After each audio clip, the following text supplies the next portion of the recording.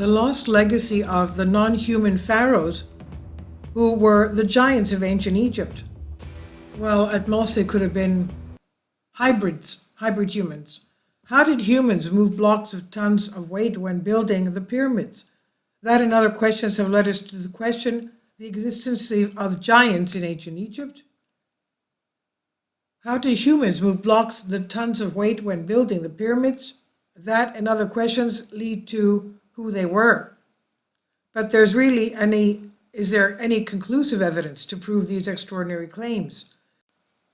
These are one of the giant sarcophaguses showing us how tall they were. But is there any really conclusive evidence to prove these extraordinary claims? History repeatedly led us think that the rulers of ancient Kemet, or the ancient name for Egypt, which means black land, because of the black soil around the Nile River, which is very fertile, but were they not ordinary humans? Some say that elongated skulls. Others describe them as quasi-spiritual beings, and others as giants of ancient Egypt. And to support this theory is one of the legends that tells how the Pyramid of Giza were built by the hands of a race of giants. This theory is shared with the lecture called Atlantis and the Ancient Gods by the occultist and Freemason Manly P. Hall. He said, "We are told that in the year 820 AD, way back in the days of the glory of Baghdad, the great Sultan, the follower and descendant of the great al-Rashid of Arabian Nights, the Sultan al-Rashid al-Mamun decided to open the Great Pyramid. He had been told that it had been built by giants who were called the Shaddai, superhuman beings, and that within that pyramid and those pyramids, they had stored a great treasure beyond the knowledge of man," end quote. Although it is true that in the year 832 AD, Al-Maman traveled to Egypt and was the first to explore the Great Pyramid in a time where it was still covered with white limestone. However, when the Shaddai are in a mystery that continues to this present day, who they are.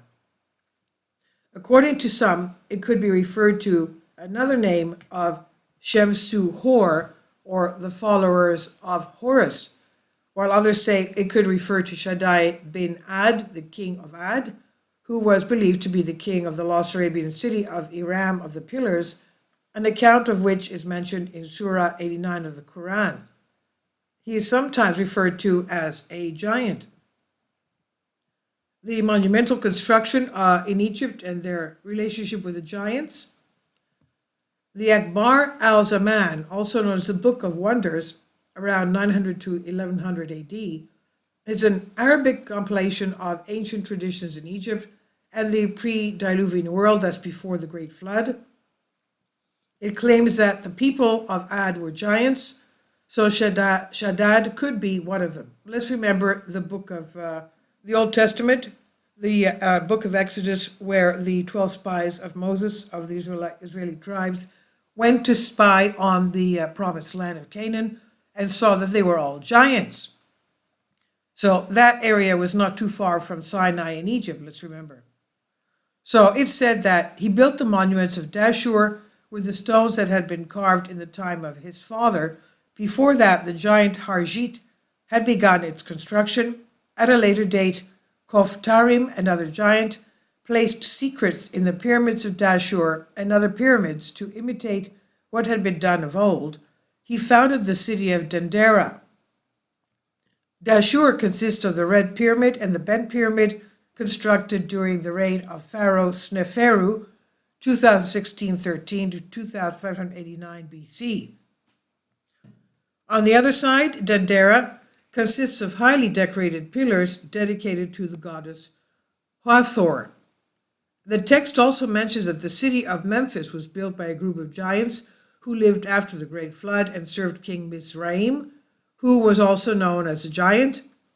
Even later still, it describes the work of more of these colossi. Adim was a giant with insurmountable strength and the greatness of men. He ordered the quarrying of rocks and their transportation to build pyramids, as had been done in former times. So what do we make of these stories? Does it seem that Manly P. Hall was aware of this text and attempted to summarize it in his lecture?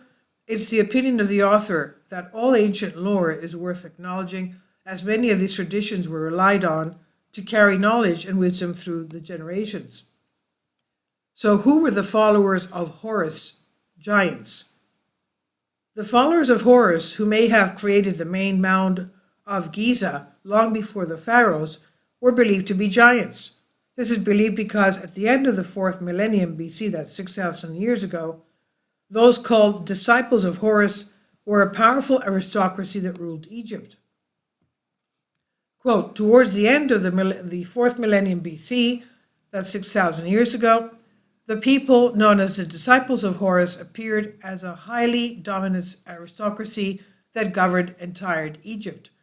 The theory of the existence of this race is supposed to be supported by the discovery of the pre-dynastic tombs in the northern part of Higher Egypt, of the anatomical remains of individuals with bigger skulls and builds that gave the native population, builds that than the native population had, with so much difference to exclude any hypothetical common racial strain. The theory about the existence is supported by the discovery of pre-dynastic tombs north of Upper Egypt. From the remains, archaeologists found skulls and constructions much larger than the rest stand out, and the difference is such that any kind of common racial strain is ruled out. In fact, Professor Walter Emery, an Egyptologist who explored Saqqara in the 1930s, discovered the pre-dynastic remains. Emery discovered that the abnormally large remains belonged to people with blonde hair and a much more robust complexion. So here they had blonde hair, Emery says, who found them in the 1930s. He said that the strain was not native to Egypt, but that it was very important in Egypt's government. He discovered that this group only mixed with other equally important aristocracies and were believed to be part of the followers of Horus. A king, 2.5 meters tall, that's about 10 feet in height, Ka-Shek-Me-He-Mui was the last ruler of the second dynasty of Egypt, with its epicenter near Abydos. Remember Abydos, where we have the Temple of Seti that has that frieze with the various hieroglyphs that look like submarines, jet airplanes, helicopters, hovercraft, tanks, things like that.